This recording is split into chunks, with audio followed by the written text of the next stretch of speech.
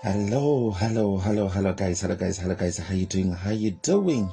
It's of course Brother Mason here, and it's Saturday, the 13th of February, 2021.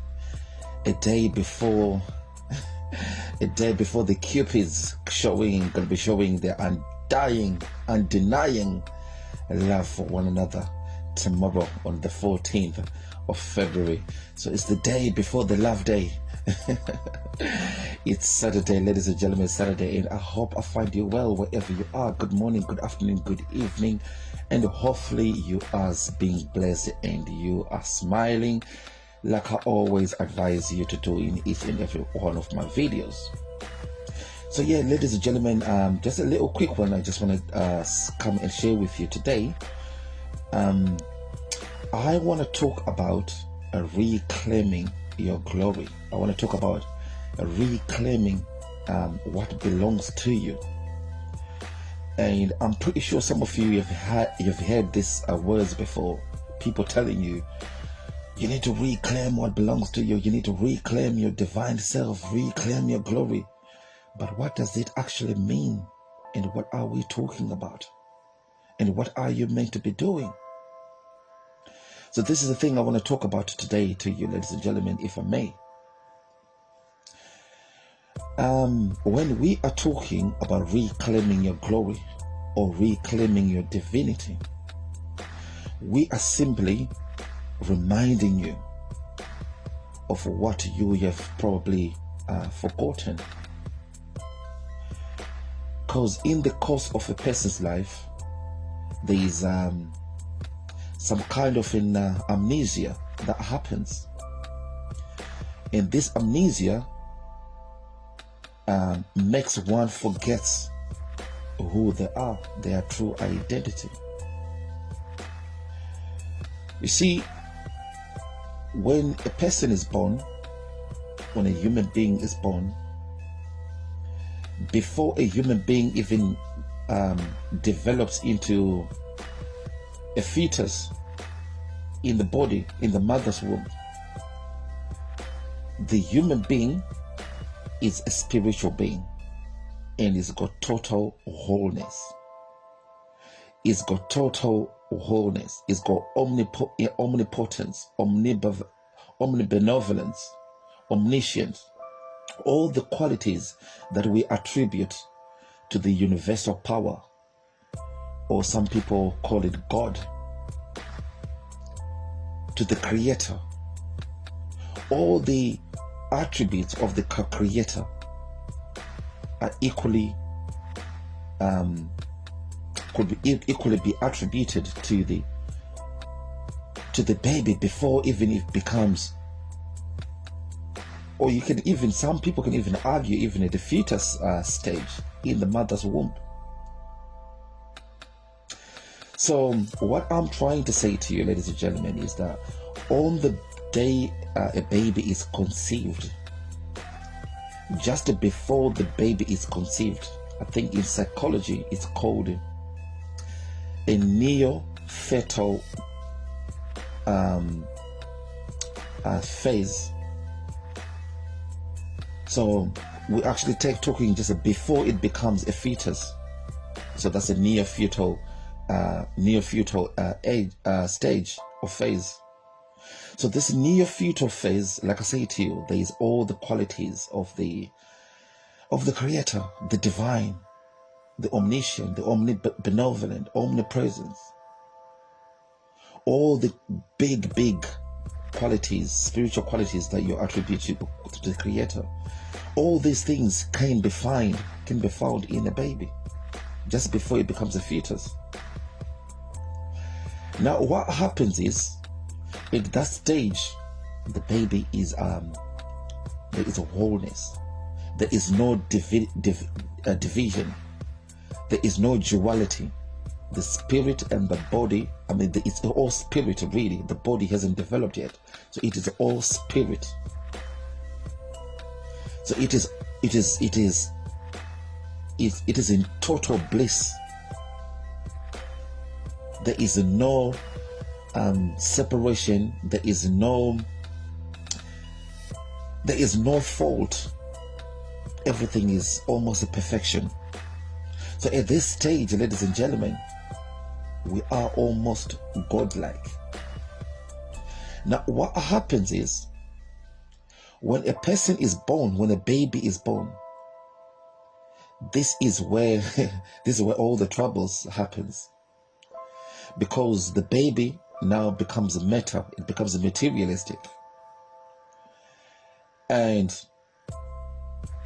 I think just before a baby is about 6 months old, a baby is almost innocent, like pure. There is no delusions, no materialistic things exist yet. The ego has not developed yet. So the baby is almost godlike. Even though the baby is a bit different from the neo-fetal phase. But at this phase, the baby is still almost godlike, still got all the qualities of the Creator, pure perfection, pure innocence. Now, as the child grows, there is a phase which is called the mirror phase. Mirror phase. That's what they call it in psychology. Now, at this phase, this is when the baby starts to identify itself as itself. When the baby starts to find itself what it is, start to have feelings, start to have a pain and happiness, bliss, trying to express and going through the senses, trying to find itself in this material world. And from then onwards, the baby becomes a human being. And when a human being develops, it starts to create an ego. It starts to divide itself from its pure glory, its oneness with the Creator, its oneness with everything. The pure innocence it once was, there is a separation from the spiritual self, the divine self, and the egoistic self, or the ego self. So this duality, or this separation, is what mankind is supposed to bring back to oneness. So basically, if you ask me what is the real purpose of life, what is the real purpose of life? It is to experience that there's a third dimension energy, third dimension reality, and you try to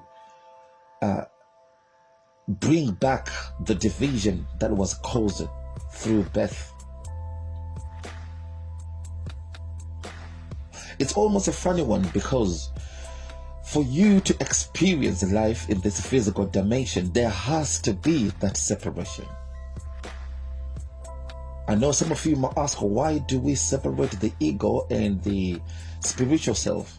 But the thing is, for you to experience this reality, this physical life, you have to separate your ego and your spiritual self. But at the same time, the whole point of you experiencing life in this physical reality is to bring back the ego to the spirit and become one. So that division is needed for you to exist in this world.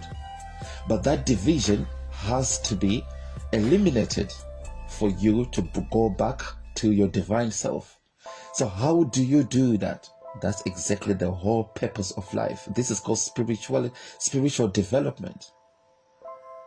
Every single human being has to be an alchemist. An alchemist who is turning lead to gold, who is turning the ego to the spirit, who is turning all the animalistic qualities that we have and go transcend way beyond that and transform oneself into a spiritual being. Go way beyond the animalistic traits, the materialistic traits, and become the spiritual master of the spiritual being. That's what you are. That is the whole purpose of life, ladies and gentlemen. That is the whole purpose of life. So